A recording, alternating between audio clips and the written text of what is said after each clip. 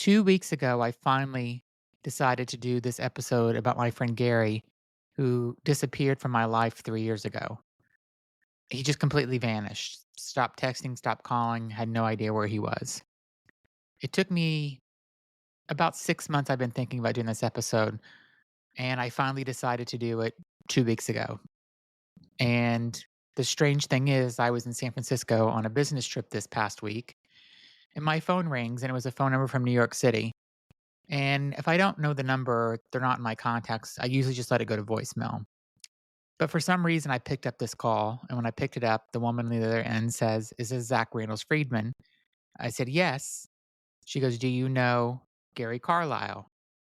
And I said, "Yes." And my stomach dropped a bit. And I just was kind of shocked to be getting this call. And she says, "Well, do you know where he is? Because we've been looking for him for the last 2 weeks. He disappeared." And I said, "No, I don't know. I've been looking for 3 years because he disappeared." And she said, "Okay." And I told her it was very strange that I just decided to do this podcast that I recorded the week before.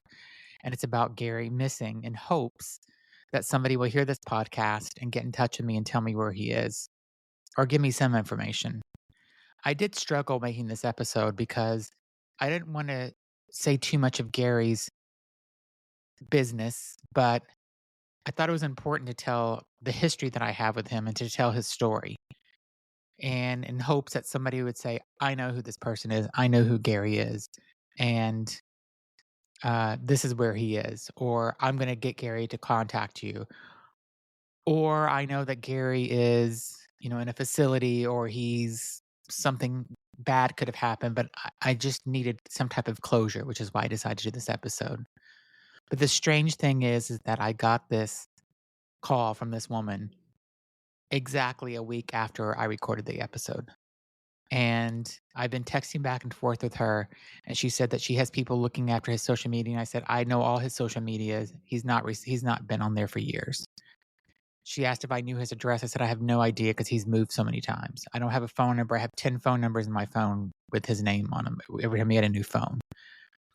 And I asked her today, the last message I sent, and it shows a read receipt, but she did not answer me. I said, "What organization are you with?" And she would not answer. So I'm really not sure who this woman is that's calling to find out information about Gary. I don't even know. It's bizarre to me that somebody would call me a week after we recorded the podcast about him missing, after I've struggled and thought about this for so long about if I wanted to do it or not. So that's my update for Gary. So enjoy this episode. And if you do know who Gary Carlisle is, again, please get in contact with me. Thank you. I'm looking for all the baddies all over the world. Ladies, where my baddies at? I'm bad, you bad, way bad. Where my baddies Hi, thanks for listening to the Everything and Anything and a Bit Gay podcast. I'm your host, Zach Randalls Friedman. This week, I am doing a follow-up story to my story from last week. Last week, I interviewed a guy named Carl King. I have a list of shows and topics that I was looking for, and one of the things that I was looking for is someone that knew someone that has disappeared or just completely vanished. And so Carl told the story of his coworker, Paul, who one day just disappeared. As I was having this interview with Paul, I realized I actually didn't even have to look very far for a guest because I am a person that has somebody in my life that has just disappeared and vanished. I'm going to tell you about my friend Gary. And my hopes of this story is to tell the story about mine and Gary's friendship and to tell some things about him that's a little personal, but it's nothing that he wouldn't tell you himself. And anything I tell you, it's nothing that I'm telling a secret about because he's a pretty open book. But my hope is that somebody listening to this podcast will say, "Oh my God, I know Gary. I'm going to tell Gary about this podcast. I'm going to tell Gary to call you or to get in touch with you, and I'm going to find Gary." That is my hope. So the story starts back over 3 decades ago whenever I went to my first gay bar whenever I was 20 years old, and I met a guy named Alex there after going a couple of times, and he was this hot Italian guy. And Alex and I ended up meeting and becoming friends and maybe a little more than friends, and ended up having a really kind of fun and good relationship. And we'd see each other, we'd make plans to go to this club. It was called Ozone. It was by the University of Miami in South Miami. It's no longer there, but we would go and, meet up and hang out at the bar and the club and dance and do whatever. Alex ended up meeting a guy named Gary. Gary was brought into the circle of our friends, and Gary was actually 1 month and 1 day younger than I was.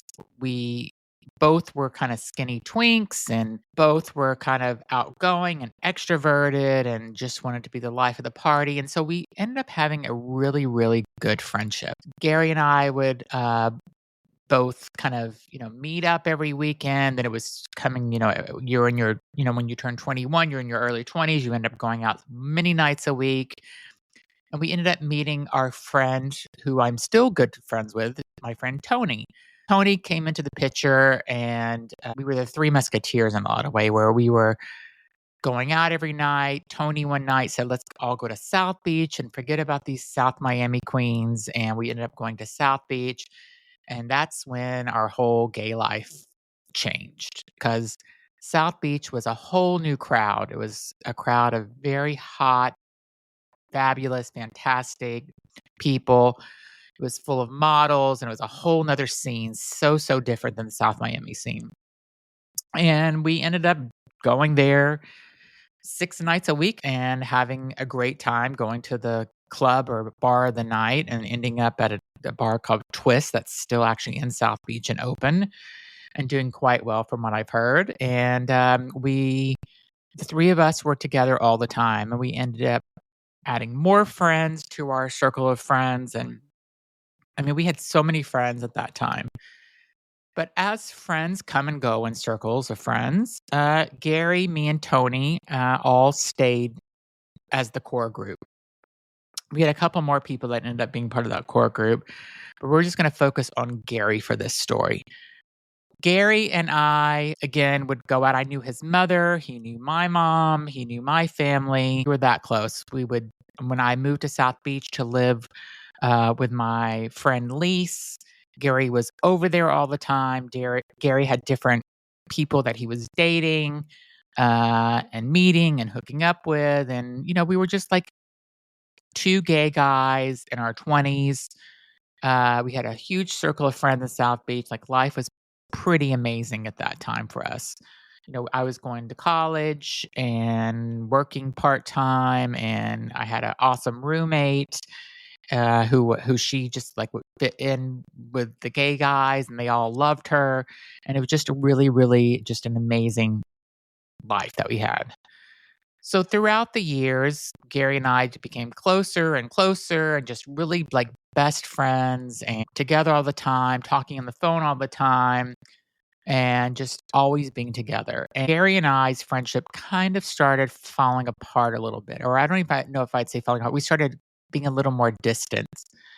What happened is that Gary ended up meeting a guy named Billy. And I was with Gary the night because we were in Twist. It was like a Tuesday or Wednesday night, whenever it was not this, it was like in the middle of summer. So it wasn't a very busy night in South Beach. And Gary and Billy ended up meeting and ended up really liking each other. And Billy was this straight acting guy, I think still trying to figure out his sexuality in a lot of ways, from Boston, very Boston guy. And they ended up really hitting it off. And I do look back thinking, like, that could have been me with Billy. And thank God it wasn't, because Billy ended up being a real disaster and ended up really ruining Gary's life in many ways. We ended up bringing Billy into our friendship circle, and they ended up becoming very close together. They ended up moving in together in a studio apartment in South Beach. And I remember, we'd go over there and have drinks before going out at their house. And It was Halloween one night, and we all got dressed up for Halloween at Gary and Billy's apartment, and their house was kind of like our central location. Because I moved off of South Beach at this point, and Gary and Billy were the only two people living on South Beach. That was part of our really close circle of friends. So I was very kind of anti-drug because I seen just how it was taking over South Beach and taking over all these gay guys' lives where they just were kind of a disaster and they were not being productive in their lives anymore. So I was really anti-drug in a lot of ways.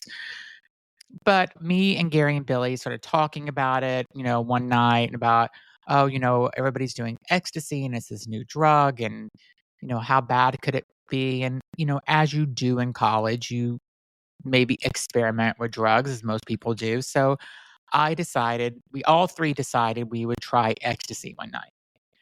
Again, were in our early 20s and Billy ended up getting ecstasy from somebody and we all went to this club called Liquid, and we ended up doing it, taking one pill each, and then all of a sudden, like 30 minutes later, it hit Billy, and he had like a blackout moment for like 10 minutes. He's like, "I can't see. I feel like I'm blind," and then it hit him.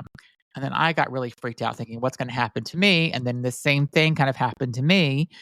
And then I chilled out, and then nothing happened to Gary. We said that Gary got a dud pill and nothing happened to him. But me and Billy felt the effects of this drug and we were dancing all night. We were having a great time. We probably did it a few other times, after that, or I did. And then I just decided that, yeah, I'll stick to alcohol, but drugs just aren't for me. I had my little experimental drug phase, got that over with quickly. But Gary and Billy decided that they were going to kind of continue down that path, which is fine. We were in our 20s again. It was South Beach. It was kind of a normal thing to do. But then it got to the next level where it wasn't just like kind of doing it on the weekends once in a while. It was kind of becoming more of an everyday thing because they were living on South Beach and they were going out every night and their life was really South Beach at that point. I ended up moving to New York in 1998 and leaving and lost touch with Gary during that time. And then, we would call each other once in a while and I think text or email or whatever we were doing back then. And then Gary kind of disappeared. And didn't really know what happened, but I was living my life in New York City. I met my husband shortly after living in New York City, and I just had a whole new life. I was trying to start a career in New York. I kind of put like all the Miami stuff behind me. I still had friends that I kept in touch with, like my friend Tony, who I'm still friends with today, and I kept in touch with other people, but somehow me and Gary kind of fell off each other's radar. What happened is that I didn't hear from Gary for a while, and I found out about 5 years later why that was because Gary and Billy ended up deciding to not just do drugs, but to actually sell them. They ended up the story is that I think they were staying at a B&B, a bed and breakfast somewhere in Fort Lauderdale, Wilton Manors area, I believe, and they had their drugs delivered in a package that they were gonna sell, and the person that owned the bed and breakfast opened the package for some reason. I don't know if that's the correct story. That's what I remember Gary telling me, and it was obviously a lot of drugs, and owner ended up calling the police, and Gary and Billy were both arrested. I think Gary went to prison for 4.5 years, I think, but it was a very low security prison from what he told me. It was nothing serious. It wasn't like he was in Sing Sing or Rikers Island or anything. It sounded like it was like Camp Cupcake where Martha Stewart went to jail where it wasn't that bad at all. That's where he was at during that time where I didn't hear from him. Whenever he got out of prison, somehow he got back in touch with me. I ended up moving back to Miami after 9/11 for I don't know, I think we moved back to Miami from New York in like 2004 or 2003 just because after 9/11 I didn't feel safe anymore in New York and I needed a break from New York. So we ended up moving to Miami, buying a house, and Gary was living in Miami Beach again after he was done with his jail time.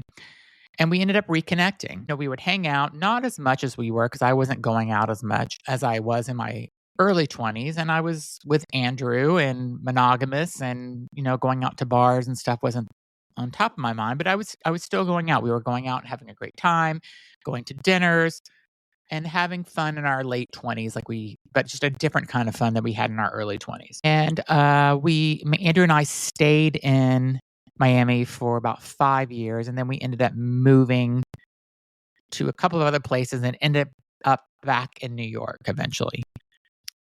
Once I got back to New York a few years later, after living in Atlanta and Philadelphia for work purposes, me and Gary were in the same city again because he moved to New York as well.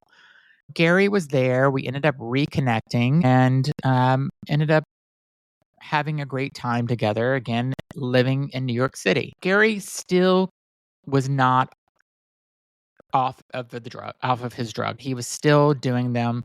I don't even know really what he was doing, but I was not participating at all. I knew that he was doing it when we were out and stuff, and I kind of try to talk him out of doing it and just said, you got to kind of get your stuff together. But he had a job, a full-time job. He was working, he seemed to be doing okay in life. He was working in retail, so it wasn't like he was making, $1 million a year in New York City, but he was making enough to get by and he was living in Queens and I think he seemed pretty happy for the most part. Him and I were out one night, and I kept trying to set him up as I like to do as a friend.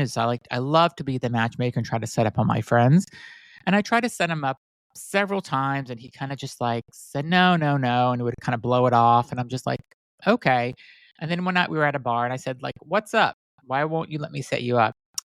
And he says, well, I need to tell you that I have HIV. And you can't just set me up with anybody because of this. I knew obviously a lot of people that had HIV living in South Beach in the 90s, but I don't think I ever really had a friend this close to me that had HIV that I knew about anyway. And so it really kind of made me stand back, and I felt really sad and depressed about this for a long time because I'm just I can't believe after all this time and that one of my really good friends is HIV positive. I dealt with it on my own. He had time to process it. He was totally fine with it. He was taking medication to make himself live a long, happy life. And, he came to terms with it and he was fine with it. And one of the things that really bothered me, though, is that he said, I knew I would eventually get it because his ex boyfriend, Billy, he said that they would always go out and, have sex with multiple people and it would never be safe sex. And so he knew eventually he would get it. And he was okay with that. So it just made me sad that he knew that he wasn't taking precautions and trying not to get it. There was no prep or anything like that at that time where if you didn't use a condom that it was really playing Russian roulette. I was there to support him and to do whatever I could for him. Eventually I got over, being sad and depressed about my friend having HIV.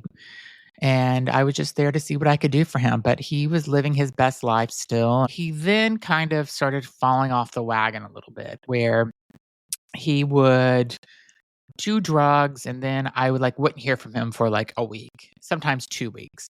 And I just thought it was really strange. Then we ended up moving to Switzerland for a year. And whenever I was living in Switzerland, him and I would not really talk that much at all.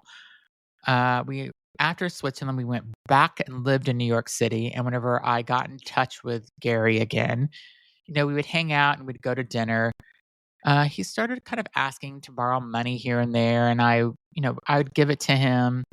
I remember one time it was famous for losing his phone, and I ended up buying him some Samsung Galaxy phone that was $600 or $800 one year for his birthday. And 3 days later, he's like, "Oh, I was standing in the corner. Somebody came by, grabbed it, and ran." And then I realized that he was probably selling his phone, possibly for drugs. It's a guess, but I just can't believe that somebody would lose their phone this often. I ended up moving, to Boston, and we would keep in touch. And whenever I would go down to New York for business trips and stuff, I would see him once in a while.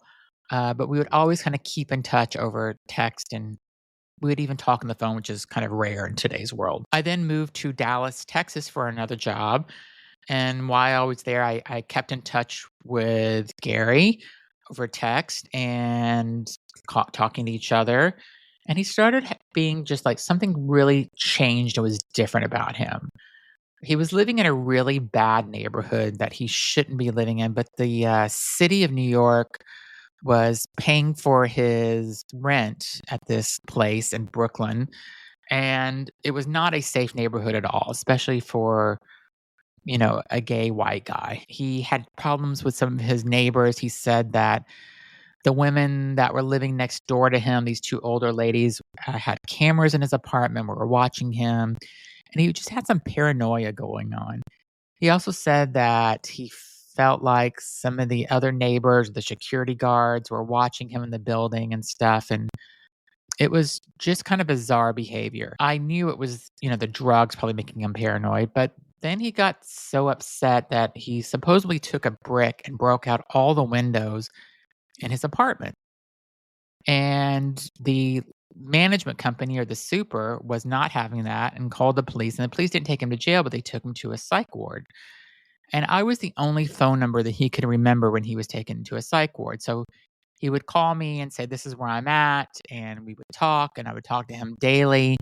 And then he would get out, and then something else would happen at this apartment building, and the police would come back and they put him back in the psych ward. And he would call me and tell me, and this happened, 2 or 3 times. And then when he was out, he started a TikTok channel. He put a TikTok video on, and he was like talking to himself in the video, and I could kind of see a glimpse of his apartment.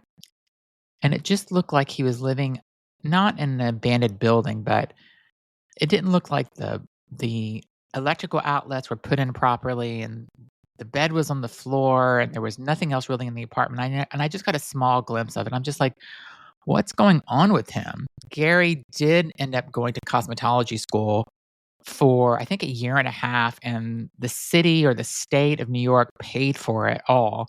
And he got his license and everything. So I thought this is so positive. Like he's going to get a job doing something fun that he likes to do. Like he wanted to do makeup and hair and do all this. And I think he would have been really, really good at it. And he was trying to, go work at different salons and do things like that. But I think the drugs like just took over, and he found out that he was eligible for unemployment, which was going to be, maybe a couple $1,000s a month in New York State. And after that, he kind of just like disappeared.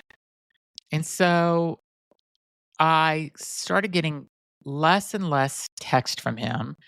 His phone number literally changed. I looked in my phone and my contacts, and I have Gary New, Gary Newer, Gary Newest, Gary New number 1, because he had so many phone numbers, I had to keep, like, adding a new phone number, and there were literally, like, 10 phone numbers I had for him in, like, 3 months. So I had no idea, like, what was going how was he affording these phones? Maybe they were just cheap phones or burner phones or whatever, but I just couldn't keep up with him, and I would text him, or then I would call the phone number sometimes, and then, like, some random person would answer the phone, and I'm like, "Who is this?" I'm like, "Where's Gary?" And they're like, "You got the wrong number," and they would hang up on me, and then I remember the last time I spoke to him, it was in the winter. I was living in Dallas, he was in Brooklyn. He said he was walking to Target, and he had to get something. He seemed to have picked up his phone by accident and didn't even mean to pick up to talk to me. And he was telling me something random, and I don't remember what our conversation was. And he said he'd talk to me later and kind of just like ended the call.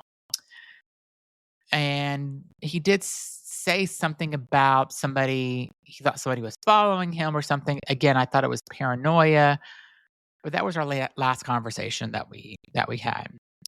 I tried to text him and call him after that, and that phone then no longer worked, just like the other 9 or 10 phones before that. So he changed his number again or lost the phone and had to go back to his cell phone provider and get a new phone number.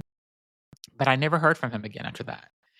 And it's very bizarre And I have reached out to a few of his friends that I know that he was speaking to, maybe not exactly at that time, but he did mention I seen him post pictures of them on Instagram and Facebook, and they said that they haven't heard from him. I reached out to one of his friends probably like 4 months ago and said, "Hey, have you heard from Gary?" And he didn't even respond. I don't know if they know something and they're not telling me, or they don't know something, or they just at one point this friend said, "Yeah, Gary just disappeared and nobody knows where he's at," and then he just doesn't respond. I found his cousin that lives in North or South Carolina, and I found her on Facebook. And her and I have been in communication with each other. And I just sent her a message on a DM on Facebook saying, "Hey, like, where's your cousin at?" She's like, she doesn't know. She's been looking for him. At one point, she said he could leave New York City and come and live with them and try to make a life for himself. And she says that he didn't want to do that. And then all of a sudden, he stopped calling her as well. So, literally 2 months ago, I reached out to her again and said, "Hey, just checking in to see if you've heard anything from Gary." And she says, "No." She's heard nothing from him. She has no idea. She says she Googles him every few weeks. And it's funny, I do the exact same thing. I Google his name. I know his middle name. I know his date of birth. I know his sister's name. I know his mother has died, but I know her name. And I find him. And then I decided I'm going to pay to do one of these like online searches for him. So I paid for it, and his name came up, and it had all these old addresses and a lot of phone numbers and family members. But everything that came up in the search was nothing that I didn't know about him already.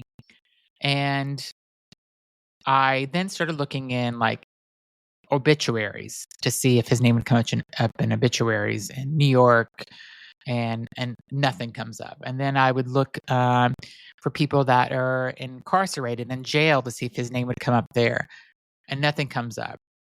So it's been 3 years now, if not even more. I think they were right at the 3-year mark, actually, where I have heard nothing from him. So his name is Gary Brent Carlile.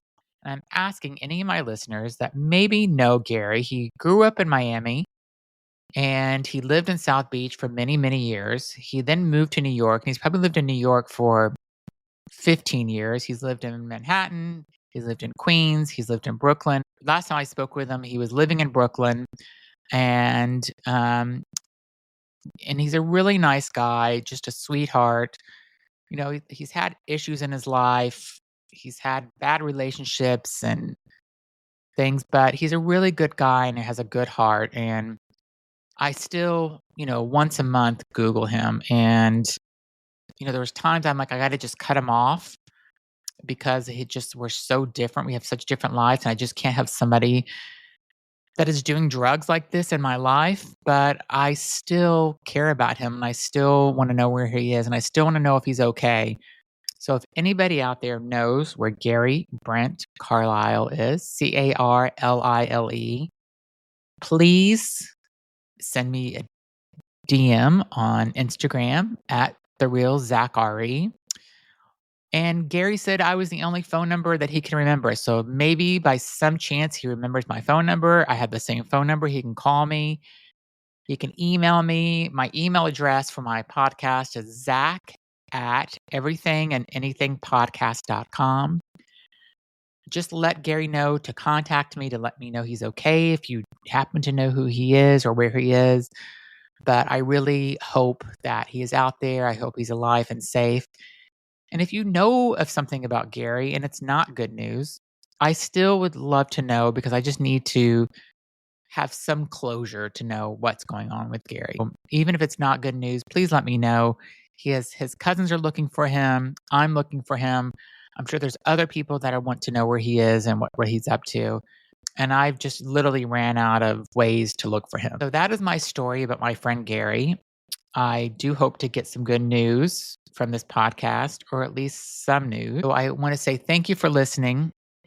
And I will talk to you all next week on my last podcast of the year, which comes out next week. Thanks so much for listening. Lady, where my